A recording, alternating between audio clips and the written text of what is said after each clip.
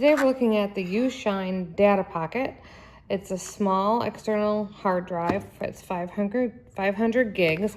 I bought this to be the time machine for my Mac. So let's open it up and see what it looks like. And I'm very excited because it's pink, and I thought that that would be super fun to have a pink one. But it comes packaged like this, very sturdy packaging.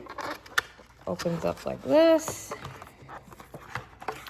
See, this is the size of it. It's in a little box. Bag, not a box. And let's see, it's ribbed here. It's got a little protective piece of plastic right there. We'll just put that off to the side. And I really like it. It's got all of its information right there. It's a hard drive. I picked this one mainly because it was pink, but it seems like it's got a good sturdiness. Comes with a manual and its own connecting USB. Now, the thing about it being for a Mac, this is USB, not USB-C, and you know there are not very many USB. So that's something to consider because there's not very many or any USB